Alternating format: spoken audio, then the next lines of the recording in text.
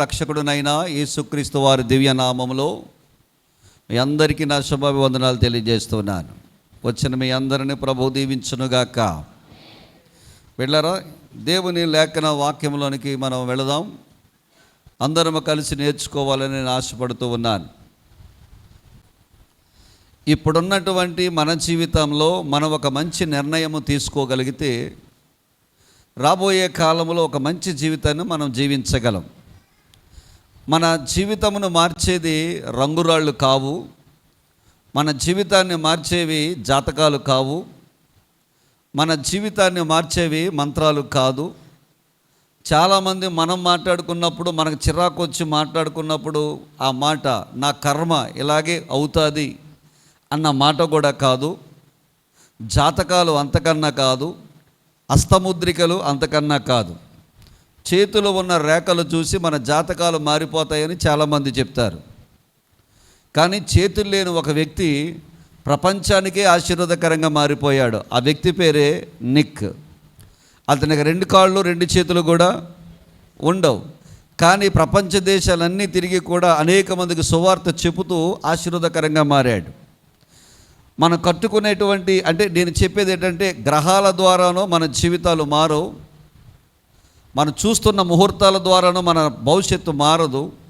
కానీ వ్యక్తిగతంగా నీవు నేను తీసుకునే నిర్ణయము ద్వారానే మన జీవితాలు భవిష్యత్తులో మంచిగా ఉండడానికి ఆధారపడి ఉంటాయి. అందుకనే రతన్ టాటా గారు ఒక మంచి మాట చెప్పాడు. నువ్వు తీసుకున్న నిర్ణయం ఎలాంటిదో చెప్పు, నీ భవిష్యత్తు ఎలా ఉండబోతుందో నేను చెప్తాను అన్నాడు. బిడ్డలారా, మన జీవితంలో క్రైస్తవులంగా దేవుని బిడ్డలంగా నీ భౌతిక జీవితంలో కానీ, నీ ఆధ్యాత్మిక జీవితంలో కానీ, నీ కుటుంబ జీవితంలో కానీ, నీ వ్యక్తిగత జీవితంలో కానీ నువ్వు తీసుకుని ఒక నిర్ణయం చూశారు. ఆ నిర్ణయం అట నీ జీవితాన్ని మేలుకైనా నడిపిస్తుంది, లేదంటే కీడుకైనా నడిపిస్తుంది. సో మీకు అర్థం కావాలంటే బైబిల్ గ్రంథంలో నుంచి కొంతమంది వ్యక్తులు ఒక మంచి నిర్ణయాలు తీసుకున్నారు. వారు తీసుకున్న నిర్ణయాలు వారి జీవితాన్ని ఏ విధంగా ప్రభావితం చేశాయి, వారు తీసుకున్న నిర్ణయాలు వారి యొక్క జాతిని ఏ విధంగా కాపాడగలిగారు అన్న దాని గురించి బైబిల్ గ్రంథంలో నుంచి కొన్ని విషయాలు నేను మీకు చెప్తాను. ఇశ్రాయేల్ అందరూ కూడా కనాను దేశానికి ప్రయాణమై వెళుతూ ఉన్నారు. ఈ కనాను దేశానికి ప్రయాణమై వెళుతున్నటువంటి సందర్భంలో నెబో పర్వతం దగ్గర సిత్తీము అనేటువంటి ఆ ప్రాంతం దగ్గరకు వచ్చినప్పుడు ఈ మోషే మరణించక ముందు ఇశ్రాయేల్ అందరినీ పోగు చేశాడు. పోగు చేసి అన్నాడైనా, మీరు వెళుతున్న కనాను దేశంలో అది చాలా శ్రేష్టమైన దేశం, పాలు తేనెలు ప్రవహించే దేశం, అది చాలా ప్రాకారాలు కలిగిన దేశం, చాలా మంచి ఫలసాయం కలిగినటువంటి దేశం. మీరు అందులోకి వెళ్ళినప్పుడు మీరు ఖచ్చితంగా చేయాల్సిన పని ఒకటి చెప్పాడు ఆయన. తీయండి, ద్వితీయోపదేశ కాండము 20వ అధ్యాయము 15 నుంచి 20 వచనాలు అందరము కలిపి చదువుదాం. ద్వితీయోపదేశ కాండము 20వ అధ్యాయము 15 నుంచి 20 వచనాలు అందరం కలిపి చదువుదాం ఒకసారి. ఈ జనముల పురములుగాక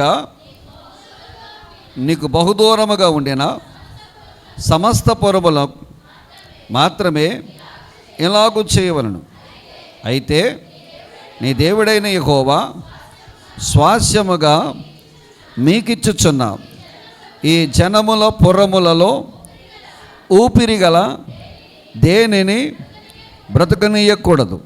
వీరు అనగా హెత్తీయులు, అమోరీలు, కనానీయులు, పెరిజీలు, హివ్వీయులు, ఎబీసీలను వారు తమ తమ దేవతల విషయమై చేసిన సమస్త హేయ కృత్యముల రీతిగా మీరు చేసి మీ దేవుడైన యెహోవాకు విరోధముగా పాపము చేయుటకు వారు మీకు నేర్పకుండునట్లు మీ దేవుడైన యెహోవా మీకు ఆజ్ఞాపించిన ప్రకారముగా వారిని నిర్మూలము చేయము. వినండి, ఆయన అంటున్నాడు 18వ వచనం మరొకసారి మనం చదువుదామండి. ఈ జనముల పురములుగాక నీకు బహుదూరముగా ఉండిన సమస్త పురములకు మాత్రమే ఇలాగు చేయవలెను.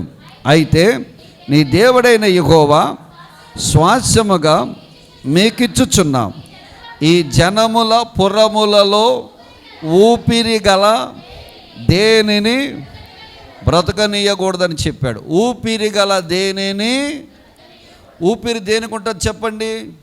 ఓకే, జంతువులు ఉన్నాయి, జంతువులు బాగా గుర్తొస్తాయి. జంతువులు ఓకే, జంతువులా జంతికలా? జంతువులు ఓకే, పక్షులు ఓకే, పురుగులు ఓకే, చేపలు ఓకే. అసలైన వాళ్ళు మర్చిపోయారు మనుషులు. ఈ మనుషుల గురించి దేవుడు మాట్లాడుతూ అన్నాడు, మీకు నేను చెప్పానే 7 జాతుల వారు, ఆ 7 జాతుల వారు మాత్రమే కాకుండా వారి పురములు మాత్రమే కాకుండా వారికి అనుసంధానమై ఎవరైతే ప్రవర్తిస్తున్నారో వారు దూరముగా ఉన్నా వారిలో గనక నాసికారంధ్రములో ఊపిరి ఉంటే ఊపిరి ఉన్న వాడిని ఎవరిని కూడా ఏం చేయొద్దన్నాడైనా బ్రతకనీయవద్దు అని చెప్పాడు. మొత్తం 7 జాతుల్ని చంపేయమన్నాడు. ఆ 7 జాతులు మాత్రమే కాక చుట్టుపక్కల ప్రాంతాల్లో ఎవరైతే ఊపిరితో ఉన్నారో వారిని కూడా ఏం చేయమన్నాడు? బ్రతకనీయకూడదన్నాడు. ఇది ద్వితీయోపదేశ కాండములో ఇశ్రాయేలులకు మోషే ఆజ్ఞాపించాడు. మోషే మరణించాడు. దేవుని బిడ్డలారా, మోషే మరణించిన తర్వాత యెహోషువ నాయకత్వంలోనికి వచ్చారు. యెహోషువ నాయకత్వం ఆయన బయలుదేరి సిత్తీము నుండి బయలుదేరి ఆయన యోర్దాను దగ్గరికి వచ్చాడు. యోర్దాను నది పాయలు చేశారు. యోర్దాను నది పాయలు చేసిన తర్వాత యెరికో మైదానంలోకి వచ్చారు. యెరికో మైదానంలోకి వచ్చిన తర్వాత ఆ యెరికో పట్టణాన్ని పట్టుకున్నారు. యెరికో పట్టణాన్ని కూల్చారు. యెరికో ప్రాకారాలను కూల్చారు. యెరికోలో ఉన్నటువంటి సమస్తాన్ని నిర్మూలము చేశారు. ఆ యెరికోను జయించిన తర్వాత యెహోషువ నాయకత్వంలో పక్కనే ఉన్న చిన్న హాయి గ్రామం మీదకి వెళ్ళారు. హాయి గ్రామం కూడా మొదట కొంతమంది వెళ్ళారు, 30 మంది చనిపోయారు. తర్వాత యెహోషువ ప్రార్థన చేయటం ద్వారా చేసిన తప్పు, ఆకాను చేసిన తప్పును మరలా అతను పరిహరించటం వల్ల మరలా హాయి మీదకి వెళ్ళినప్పుడు హాయి మీద విజయాన్ని సాధించారు. ఎప్పుడైతే ప్రపంచంలోనే అధిక బలమైనటువంటి ప్రాకారాన్ని వీళ్ళు జయించగలిగారు, అంతకుముందు మోషే ఉన్నప్పుడు హెష్బోను రాజును జయించగలిగారు. ఆ తర్వాత అష్టారోతుకు సంబంధించిన రాజు అయినటువంటి ఓగును జయించగలిగారు. ఇంత బలమైన రాజులను వారు జయించినప్పుడు ఆ పక్కనే గిబియోన్ అనేటువంటి ఒక ప్రాంతం ఉంది. ఆ గిబియోను ప్రాంతంలో కొంతమంది పెద్దలు కలిసి అన్నారు, అయ్యా, ఇశ్రాయేలును ప్రపంచంలోనే బలమైన రాజులను వాళ్ళు జయించుకుంటూ వస్తున్నారు, ప్రపంచంలోనే బలమైన ప్రాకారాన్ని పడగొట్టారు, ప్రపంచంలోనే ఎవ్వరూ చేయని గొప్ప గొప్ప కార్యాలు వాళ్ళ దేవుడు వారి పక్షంగా జరిగిస్తున్నాడు, వారికి ఎదురుగా వెళ్ళి మనం బ్రతకాలంటే మన వల్ల అయ్యే పని కాదు, ఏమి చేద్దామని చెప్పి ఆ గిబియోనులో ఉన్న పెద్దలందరూ కూర్చుని ఒక నిర్ణయం తీసుకున్నారటండి. ఆ గిబియోనులో ఉన్నటువంటి వారిని ఏమని పిలుస్తారంటే హివ్వీయులు అనండి.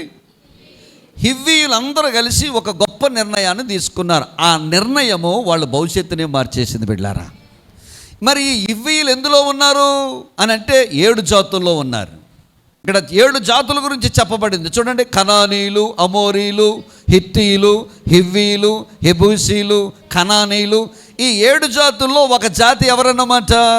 హివ్వీయులు జాతి. వీళ్ళకి అర్థమయ్యింది, వాళ్ళ దేవుడు అన్నాడు, వాళ్ళ దేవుడు చెప్పిన మాట ఏంటంటే ఈ 7 జాతుల్లో ఎవడైతే ఊపిరితో ఉన్నాడో ఊపిరితో ఉన్నవాడిని ఎవరిని కూడా బ్రతకనీయకూడదని వాళ్ళ దేవుడు సెలవిచ్చాడు. వాళ్ళ దేవుడు సెలవిచ్చాడంటే ఖచ్చితంగా ఆయన ఏం చేస్తాడు? మనల్ని యెహోషువ ఏం చేస్తాడు? మనల్ని సంహరిస్తాడు. ఈ మరణము నుండి మనం తప్పించుకోవాలంటే ఒక నిర్ణయం తీసుకోవాలండి. హివ్వీలందరూ ఏకమై ఒక మంచి నిర్ణయం తీసుకున్నారు. దీనికి వీళ్ళు చేసిన పని ఏమిటంటే ఇప్పుడు వీళ్ళ మరణము నుండి తప్పించబడాలి.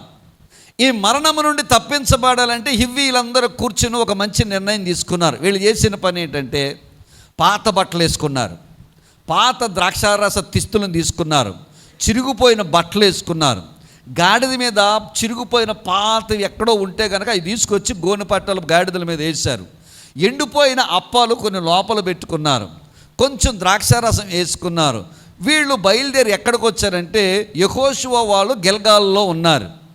ఈ గిల్గాలు దగ్గరకు ఉన్నటువంటి యెహోషువ దగ్గరికి వచ్చారు. వీళ్ళు గిల్గాలులో ఉన్న యెహోషువ దగ్గరికి ఇశ్రాయేలు పెద్దల దగ్గరికి వచ్చారు. వస్తే కామన్గా దారంట పోతుంటే వాళ్ళ ఊరమ్మట వాళ్ళ మధ్యలో నుంచి వెళుతుంటే ఆపారు. ఆగి వీళ్ళ దగ్గరికి వచ్చారు. ఎవరయ్యా మీరు, ఎక్కడి నుంచి వస్తున్నారయ్యా, ఏటయ్యా కథా కమిషన్ అన్నారు.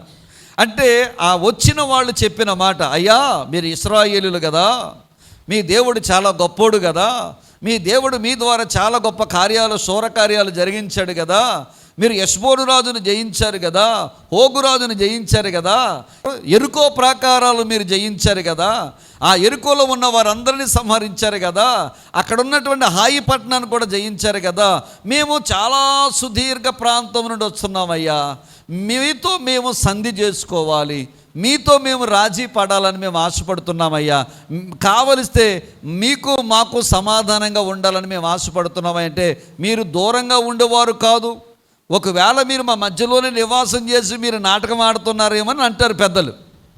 ఆ పెద్దలు అంటే పెద్దల మాట వీళ్ళు అంటారు, లేదయ్యా మా పితరులు మమ్మల్ని పంపించినప్పుడు, మా పెద్దవాళ్ళు మమ్మల్ని పంపించినప్పుడు ద్రాక్షారసం తిత్తి చాలా ఫ్రెష్గా ఉంది, ఇక్కడికి వచ్చిన తర్వాత ఏమైపోయింది, పాతగిలిపోయింది. మేము తెచ్చుకున్నప్పుడు మా వస్త్రాలు చాలా బాగున్నాయి అయ్యా, కానీ దూర ప్రయాణం చేసి వచ్చేసరికి మా వస్త్రాలు ఏమైపోయినాయి, చిరిగిపోయినాయి, మా చెప్పులు కూడా ఏమైపోయినాయి, పాతగిలిపోయినాయి. చూడండి మా గాడిదలు వేసిన గోనె పట్టలు కూడా ఏమైపోయినాయి, చినిగిపోయినాయి. ఇదిగో మేము తెచ్చుకున్న ఆహారం కూడా ఎండిపోయిందని చెప్పి ఎండిపోయిన అప్పాలు తీసుకొచ్చి బయట కూడా చూపించారు. పెద్దలు అన్నారు, ఓహో నిజమే, వీళ్ళు చూపిస్తున్నది నిజమే. వీళ్ళు సుదీర ప్రాంతం నుండి ప్రయాణమై మన దగ్గరికి వచ్చారు. ఓకే, యెహోషువ అన్నాడు, అక్కడ ఒక మంచి మాట రాయబడదు 9వ అధ్యాయంలో, యెహోవా సెలవు లేకనే వాళ్ళతో వీళ్ళు ఏం చేసుకున్నారంట, సంధి చేసుకున్నారంట. సంధి చేసుకున్నారు. ఓకే, మీ ప్రాణాలకి మేము ఎలాంటి హాని చెయ్యం, ఎలాంటి ప్రమాదము చెయ్యం, మీ జాతిని మేము బ్రతకనిస్తాం, మీ వారిని మేము బ్రతకనిస్తాం అని చెప్పిన తర్వాత ఇశ్రాయేలు పెద్దలకు అర్థమైంది ఏంటంటే వీళ్ళ పక్కనున్న గిబియాల నుంచి వచ్చిన వారైన సంగతి అర్థమైంది. మీరు చేసిన పని ఏమిటి, దేవుడు మిమ్మల్ని శపించునుగా కానీ యెహోషువ అంటాడు. అప్పుడు వీళ్ళు అంటారు, అయ్యా మిమ్మల్ని శపించినా పర్వాలేదు కానీ మా ప్రాణాలు నిలబెట్టారు, అదే మాకు చాలంటారు వాళ్ళు. దేవునికి స్తోత్రం కలుగునుగాక. కొంతమంది తీసుకున్న నిర్ణయము హివ్వీయులు అనే జాతిని మరణము నుండి తప్పించిందంట. దేవునికి స్తోత్రం కలుగునుగాక. హల్లెలూయా. అప్పుడు యెహోషువ వీళ్ళతో అన్నాడు, మీరు ఇది మొదలుకొని మా మధ్యలో మీరు ఉంటారు కాబట్టి మాకు మా జనులందరికీ మీరు ఏమి కొట్టుకు రావాలంటే కట్టెలు కొట్టుకు రావాలి, అంత మాత్రమే కాదు నీళ్లు కూడా మాకు మీరు ఏం చేయాలి, మోసుకు రావాలి. అడవిలోకి వెళ్ళి కట్టెలందరికీ మీరే కొట్టుకు రావాలి, కావలసిన నీళ్లు మాకు మీరే తీసుకురావాలి. రెండవదిగా అన్నాడు, బలిపీఠముకు సంబంధించినటువంటి కట్టెలు కూడా మీరే కొట్టాలి, బలిపీఠానికి సంబంధించిన నీళ్లు కూడా మీరే మొయ్యాలి. అంటే మున్సిపాలిటీ అంతా ఎవరికి అప్పగించారు అన్నమాట, వీళ్ళకి అప్పగించారు. బిడ్లారా మీకు మంచి మాట చెప్తున్నాను, హివ్వీలు ఏమన్నా సామాన్యమని అనుకుంటున్నారేమో మీరు. అయ్యా వాళ్ళు చేతగాని వాళ్ళేమో, అందుకే వాళ్ళు ఇశ్రాయేలు దగ్గరికి వచ్చి యెహోషువ దగ్గరికి వచ్చి వాళ్ళ వడంబడికి పడిపోయారు అని మీరు అనుకుంటున్నారేమో. తీయండి యెహోషువ గ్రంథం 10వ అధ్యాయం 2వ వచనం చదవండి. యెహోషువ గ్రంథం 10వ అధ్యాయం. ఏలయనగా గొప్ప గొప్ప పట్టణమై రాజధానులలో ఎంచబడినది, అది హాయి కంటే గొప్పది. ఎవరంటే వాళ్ళందరూ కొందరే శూరులా, అందరూ శూరులా? అక్కడ ఏమని రాయబడి ఉంది, వారి జనులందరూ ఆ పట్టణము హాయి పట్టణము కంటే అంత గొప్ప పట్టణము కలిగిన వారు, ఆ దేశంలో పట్టణములో ఉన్న వాళ్ళందరూ శూరులైన వారు. వాళ్ళు వచ్చి ఇప్పుడు ఎలాగ మారిపోయారంటే బానిసలుగా మారిపోయారు. ప్రాణం పోయేదానికన్నా బానిసలుగా ఉండడం మేలే కథని తలంచారు. అంటే వాళ్ళు తీసుకున్న నిర్ణయము వాళ్ళ జీవితాలని, వారి జాతిని రక్షించింది. దేవుని బిడ్డలారా స్తోత్రం కలుగునుగాక. బైబిల్ గ్రంథంలో ఇంకొక ఇద్దరిని మీకు నేను చూపిస్తాను. ఆ ఇద్దరు ఎవరంటే జాగ్రత్తగా గమనించండి, లేవి, సిమియోన్. ఈ లేవి సిమియోన్లు ఇద్దరు ఏం చేశారంటే, తన చెల్లెలైన దీనాను షెకెము రాజు పాడు చేశాడని చెప్పి ఆ షెకెము వారి మీద, పట్టణం మీద, వారి మీద పడి ఏం చేశారంటే ఈ లేవి, షిమ్యోను, యోధా వీళ్ళందరూ కలిసి ఏం చేశారంటే కత్తి చేత వాళ్ళని హతము చేశారు. ఎప్పుడైతే కత్తి చేత హతము చేశారో దేవుని బిడ్డలారా, అది యాకోబుకి అవమానంగా మారింది. సంధి చేసుకుందామని చెప్పి, మాట్లాడదామని చెప్పి వారు సున్నతి చేయించుకుని బాధతో ఉంటే వీళ్ళు ఏం చేశారంటే వాళ్ళని కత్తితో చంపారు. అందుకనే యాకోబు లేవీని, షిమ్యోను శపించాడు. తీయండి ఆదికాండము 49వ అధ్యాయము. ఆదికాండము 49వ అధ్యాయం 5-6 వచనాలు చదవండి. షిమ్యోను, లేవి అని వారు సహోదరులు, వారి ఖడ్గములు బలత్కారపు ఆయుధములు. నా ప్రాణమా, వారి ఆలోచనలోనికి చేరవద్దు. ఘనమా, వారి సంఘముతో కలుసుకొనవద్దు.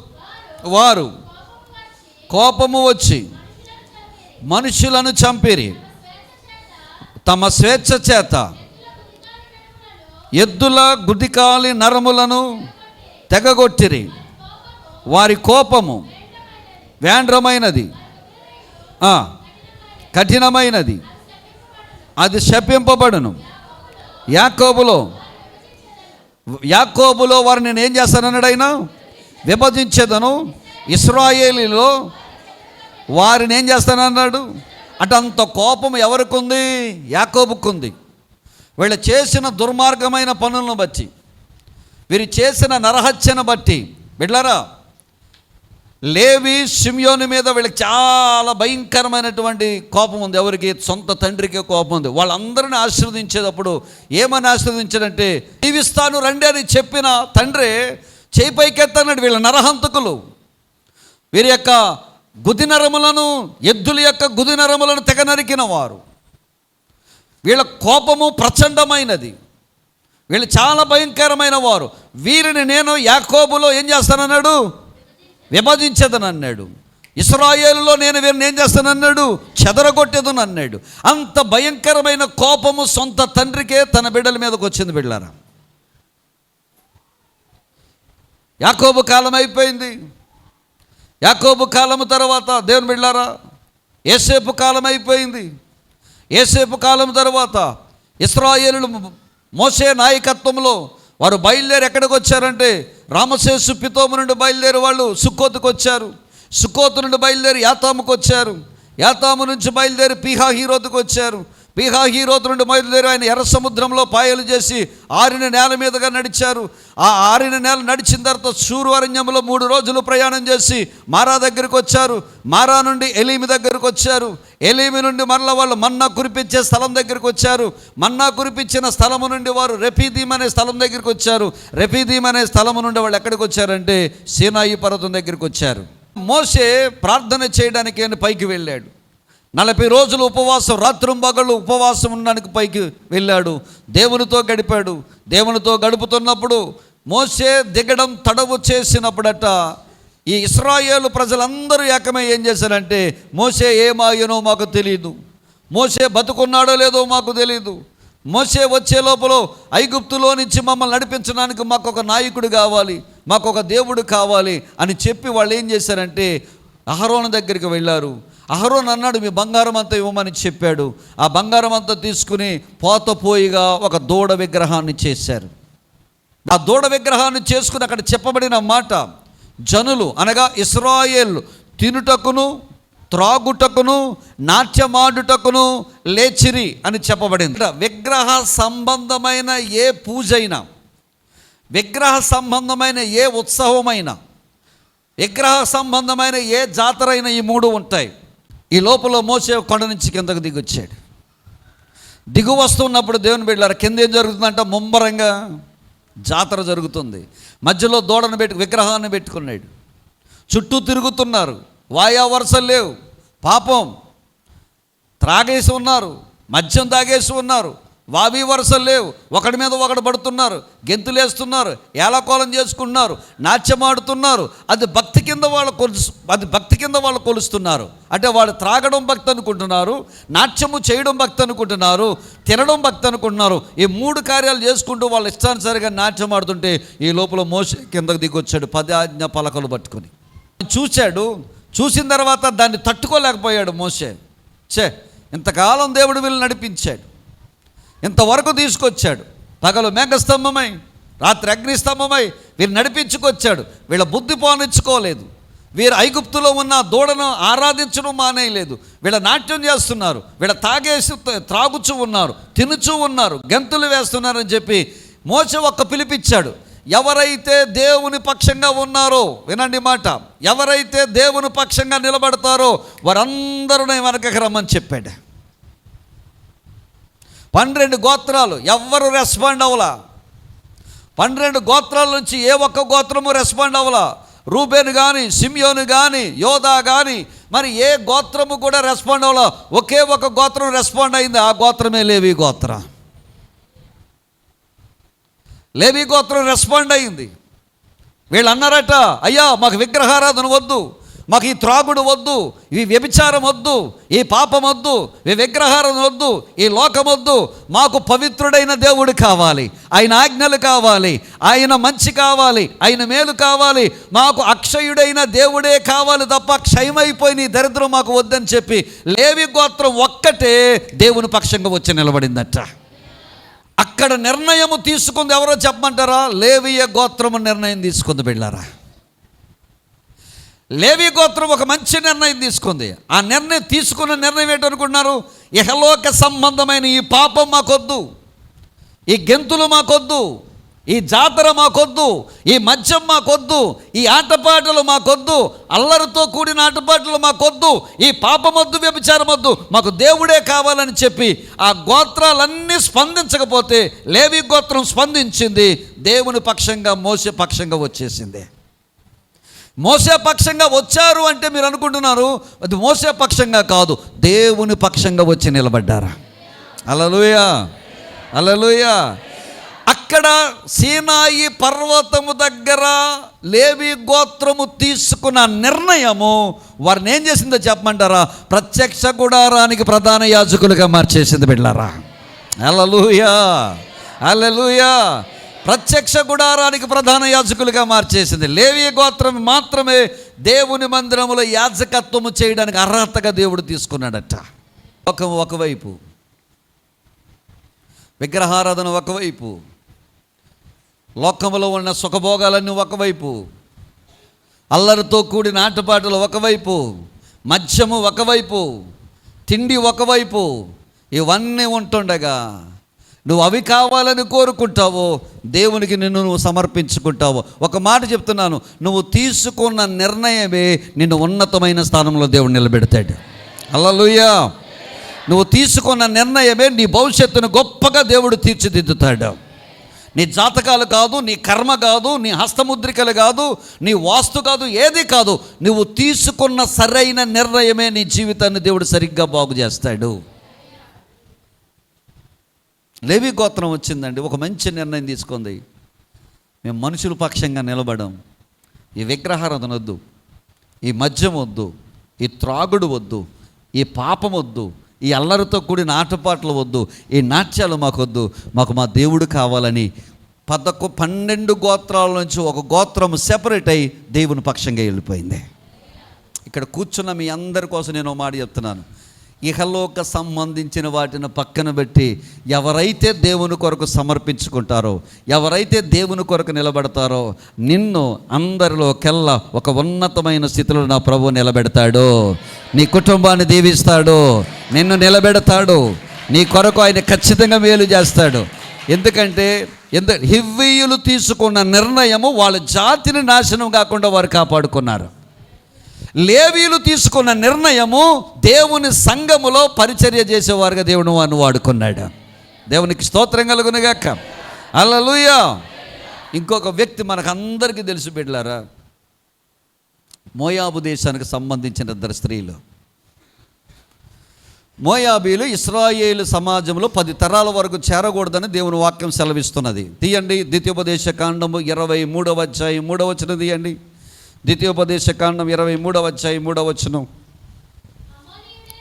అమ్మోనీయుడే గాని మోయాబీయుడే గాని యెహోవా సమాజంలో చేరకూడదు, వారిలో 10వ తరము వారికి కూడా ఎన్నడను యెహోవా సమాజంలో వారు ఏం చేయకూడదట, చేరకూడదట. మరి ఎందుకు అది ఎలాగో జరిగిందో అది వేరొక విషయం. కానీ ఇప్పుడు జరిగిన సంగతి ఏంటంటే, నయోమి అనే ఒక ఆవిడ బెత్లెహేములో నుంచి ఎక్కడికి వెళ్ళింది, మోయాబు దేశానికి వెళ్ళింది. మనందరికీ తెలుసు ఈ యొక్క వృత్తాంతము, సంఘటన. తినడానికి తిండి లేదని మోయాబు దేశానికి వెళ్ళింది. తీరా మోయాబు దేశానికి వెళ్ళేసరికి ఏం జరిగిందో చెప్పమంటారా? తినడానికి తిండి ఉంది కానీ తినడానికి మనుషులు లేకుండా పోయారు. బెత్లెహేము అనగా రొట్టెల గృహము అని అర్థం. యోధా బెత్లెహేము అనగా, యోధా అనగా స్తుతి, బెత్లెహేము అనగా రొట్టెల గృహం అని అర్థం. అంటే దేవుని మందిరాన్ని, దేవుణ్ణి స్తుతించే స్థలాన్ని వదిలిపెట్టి ఎక్కడికి వెళ్ళిందంటే శపించబడిన మోయాబు దేశానికి వెళ్ళింది. ఎందుకు వెళ్ళింది? ఫుడ్ కోసం వెళ్ళింది. ఎవరెవరు వెళ్ళారు? భర్త వెళ్ళాడు, 2 కుమారులు వెళ్ళారు, ఈమెతో పాటు 4 వెళ్ళారు. తీరా అక్కడికి వెళ్ళిన తర్వాత భర్త చనిపోయాడు, పెద్ద కుమారుడు చనిపోయాడు, చిన్న కుమారుడు చనిపోయాడు. తిండి లేదని అక్కడికి వెళ్ళింది. ఇక్కడైతే తిండి లేదు కానీ మనుషులు బతుకున్నారు. కానీ అక్కడ తిండి కోసం వెళ్ళింది. తిండి అయితే ఉంది కానీ తినడానికి ఎవరు లేకుండా పోయారు. సింపుల్గా నీకు చెప్పాలంటే, దేవుని మందిరము కాదని నువ్వు ఎంత దూరం వెళ్ళినా కానీ అది నీకు ఆశీర్వాదము కాదు. మీరు ఏదైనా చేసుకోండి, నాకు పని ఉందండి అందుకే మందిరం మానేశానండి. నువ్వు మందిరములో ఉంటే పని ఉన్నా లేకపోయినా పర్వాలేదు, నువ్వు బ్రతుకుండడానికి దేవుడు కృపణిస్తాడు. హల్లెలూయా. ఎందుకంటే సమస్తము ఇచ్చేవాడు ఆయనే కాబట్టి. దేవునికి స్తోత్రం కలుగును గాక. ఒక రోజున శిష్యులు యేసుప్రభు వారు 5,000 మందికి భోజనం పంచిపెట్టిన తర్వాత వారు వాడ ఎక్కి, దోణి ఎక్కి అవతల వైపుకి వెళ్తున్నారు. అవతల వైపు వెళ్ళిపోతూ ఉంటుండగా దేవుడు అన్నాడు, యేసుప్రభు వారు అన్నారు, పిండి కోసం మాట్లాడుతున్నాడు. ఏ పిండి కోసం మాట్లాడుతున్నాడు? శాస్త్రులు పరిసయ్యులనే దుర్బాధ గురించి మాట్లాడుతున్నాడు. మాట్లాడుతుంటే ఇలా శిష్యులు అనుకున్నారు, చూసావా మనం అక్కడి నుంచి దేవుడు అద్భుతం చేశాడు, ఇప్పుడు మన దగ్గర కొంచెం కూడా పిండి లేదు, ఇప్పుడు మనం రొట్టెలు కావాలితే ఎక్కడి నుంచి వస్తాయని వీళ్ళు మాట్లాడుకుంటున్నారు. అప్పుడు నా ప్రభువు అన్నాడు, అవిశ్వాసులారా లేదా అల్ప విశ్వాసులారా, అంతకుముందు 5 రొట్టెలు 2 చిన్ని చేపలతో ఎన్ని వేల మందికి ఆహారం పెట్టానో మీకు తెలియదా? అంటే నా ప్రభు ఎలాంటి వాడంటే, శూన్యములో నుండి కూడా సమస్తాన్ని సృజించగల దేవుడు నా దేవుడై ఉన్నాడు. లేనివి ఉన్నవాటిగా చెప్పగల దేవుడై ఉన్నాడు. లేనివి ఉన్నవాటిగా చేయగల దేవుడై ఉన్నాడు. లేనివి ఉనికిలోనికి తీసుకురాగల దేవుడై ఉన్నాడు. దేవునికి స్తోత్రం. మరి దేవుని మందిరము కాదని, దేవుడు మనకన్నీ ఇచ్చిన తర్వాత, దేవుడు జీవితాలు ఇచ్చిన తర్వాత, దేవుని మందిరం కాదని మనం బయటికి వెళ్తే కనుక, తిండి గొప్పదా, మనిషి గొప్పోడా? వస్త్రము గొప్పదా, దేహము గొప్పదా? దేహము గొప్పదా, ప్రాణము గొప్పదా? ప్రాణము గొప్పదా, ఆత్మ గొప్పదా? పైకి మనం ఎలాగున్నామో చూడాలంటే ఎలాగ ఏం చూసుకుంటాం మనం? ఎక్కడ మచ్చలు ఉన్నాయి, మొటిమలు ఉన్నాయి, ఇవన్నీ చూసుకుని రాసిన క్రీమ్ రాయకుండా రాసి వాటిని అణచాలని చూస్తే అవి ఇంకా పైకి వచ్చి, డెర్మటాలజిస్ట్ దగ్గరికి వెళ్ళి, చర్మ వ్యాధుల డాక్టర్ దగ్గరికి వెళ్ళి ఆడో క్రీమ్ రాసిచ్చి, అది ఒక 2 నెలలు పనిచేసి 3 నెలల నుంచి అది పని చేయకుండా ఎన్నో తెప్పలబడి ఎన్నో డబ్బులు పోగొట్టుకుని, ఇవన్నీ మనకి ఎక్కడ కనపడతాయంటే అద్దంలో కనపడతాయి, ఎదుటివారి కళ్ళల్లో కూడా కొన్ని మనం చూసుకుంటే మనకు కూడా కానీ మనసు ఆత్మ మరి కనపడాలంటే ఏం చూడాలి? ఇదన్నమాట. ఏం చూడాలి చెప్పండి? నీ మనసు ఎలాగుందో తెలియాలంటే ఏది చూడాలి? మనం వాక్యం చూడాలి. మన ఆత్మ ఉందంటే దేన్ని చూడాలి? వాక్యాన్ని చూడాలి. వాక్యమే. అందుకే దావీదు అంటాడు, ప్రభువా నా నడతను దేని ద్వారా నేను సరి చేసుకోగలను? నీ వాక్యము నా హృదయములో ఉంచుకునే ద్వారా. వాక్యము ద్వారానే మన మనసు మనకు కరెక్ట్గా అర్థమవుతుంది. మనం ఏ స్థితిలో ఉన్నామో, మంచిగా ఉన్నామా, ఎక్కడెక్కడ ఏ స్థితిలో ఉన్నామో మనకు అర్థం కావాలంటే మన కొలిచే కొలత ఏదంటే వాక్యమే. విలువైన దాన్ని పట్టించుకుంటామా, విలువ లేని దాన్ని పట్టించుకుంటామా? చెప్పండి. మరి విలువైనది ఏది చెప్పండి? దానికంటే విలువ తక్కువదేది చెప్పండి. మరి విలువ ఎక్కువైన దాని గురించి మనం ఎక్కువగా దాని గురించి దీనికి ఆహారం పెడుతున్నామా? విలువ తక్కువగా ఉన్న దాని గురించే ఎంపర్లాడుతున్నాం కదా. లోపల ఆత్మ గురించి ఇంపార్టెన్స్ ఇవ్వాలంటే ఎక్కడ? మన ఉద్యోగం చేసిన, వ్యాపారం చేసిన, పని చేసుకున్న ఆత్మలో మనం బ్రతకాలంటే దేవుని సన్నిధిలో నిలబడాలి. దేవునికి స్తోత్రం కలుగును గాక. వాక్యములో నిలబడాలి. అందుకే దావీదు అంటాడు మొదటి కీర్తనలో, యెహోవా ధర్మశాస్త్రమునందు ఆనందించుచు. యెహోవా ధర్మశాస్త్రమునందు ఆనందించాలి. యేసయ్యకి స్తోత్రం చెప్పండి. దిక్కుమాలలా కూర్చోకూడదు. ఎప్పుడైపోతుందని తల మీద చెయ్యేసి కూర్చోకూడదు. ఇదికొచ్చిన బాధరా బాబు ఇలాగ బుక్ అయిపోయానని మాత్రం కూర్చోకూడదు. ఎందుకు వచ్చిన తలకాయ ఎప్పుడో బోరు కొట్టేస్తున్నాను అనుకోకూడదు. దేవుని వాక్యం వింటున్నప్పుడు మనం ఆనందించాలట. మరి ఎవరు ఆనందిస్తారు? ఎవరైతే ప్రార్థన చేస్తారో వారు ఆనందిస్తారు. ఎవరైతే దేవుల్లో ఉంటారో వారు ఆనందిస్తారు. అందరూ ఆనందిస్తారా? ఆనందించరండి. ఆనందించువాడు ధన్యుడు. దేవునికి స్తోత్రం కలుగును గాక. అందుకే దావీదు అంటాడు, యెహోవా ధర్మశాస్త్రమునందు ఆనందించుచు. చెప్పండి చెప్పండి చెప్పండి. దివారాత్రములు ధ్యానించువాడు. దేంట్లో మనం ఆనందిస్తామంటే సినిమా పాటలు వింటున్నప్పుడు ఆనందిస్తుంటాం. మరి ఎక్కువగా మీరు ఎందులో ఆనందిస్తారంటే గొడవలు జరిగేటప్పుడు ఆనందిస్తుంటారు. నా ప్రభు అన్నాడు, వాక్యములు ఆనందించేవాళ్ళు కొద్దిమంది అయినట్ట, ప్రార్థనలో ఆనందించేవాళ్ళు కొద్దిమంది అయినట్ట, దేవుని పరిచర్య చేస్తూ ఆనందించేవాళ్ళు కొద్దిమందినట్ట, వారిని నా దేవుడు దీవిస్తాడట. రూతు ఓర్ప ఇద్దరు కూడా ఏం చేశారో చెప్పమంటారా? అత్తగారు అంది, మరి అయిందేదో అయిపోయిందమ్మా, నేను ముసలిదాన్ని అయిపోయాను, పిల్లోళ్ళకి అన్నా, వాళ్ళు పెరిగి పెద్ద అయితే మీరు ముసలోళ్ళు అయిపోతారు, మీ మోయాబు దేశంలో కుర్రోళ్ళు ఎవరైనా దొరికితే కనుక పెళ్లి చేసుకోండి అని చెప్పింది.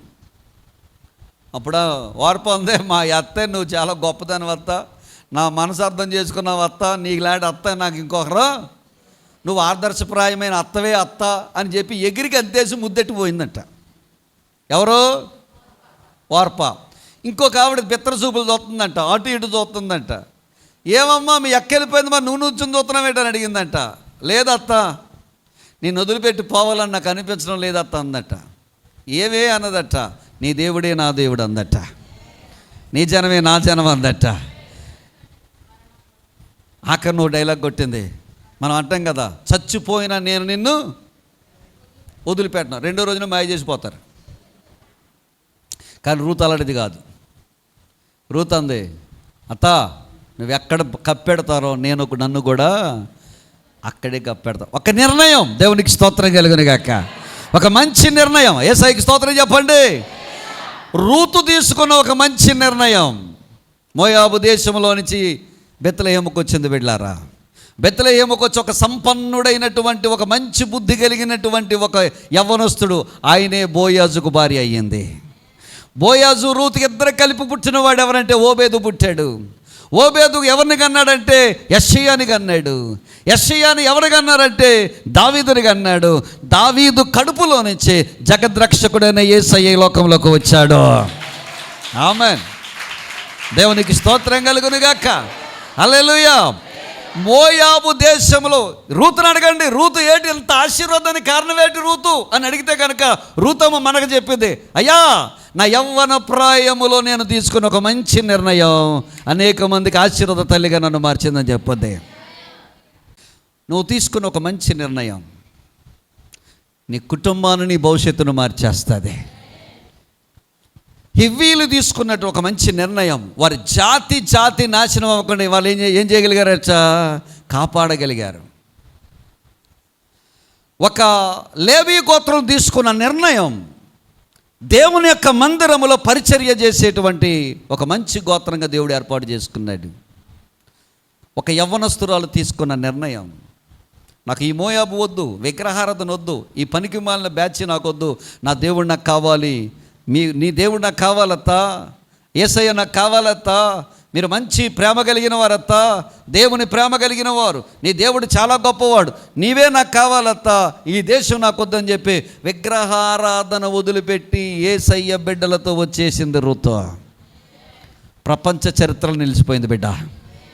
నిన్ను కూడా నా దేవుడు అలాగ నిలబెడతాడు. ఎప్పుడో చెప్పమంటే ఒక మంచి నిర్ణయం తీసుకున్నప్పుడు దేవుడు నిన్ను కూడా నీ కుటుంబానికి చరిత్రలో నిలిచిపోయే బిడ్డగా దేవుడిని నిలబెడతాడు. నీ నిర్ణయమే నీ భవిష్యత్తును మారుస్తుంది. దేవునికి స్తోత్రం. హల్లెలూయా.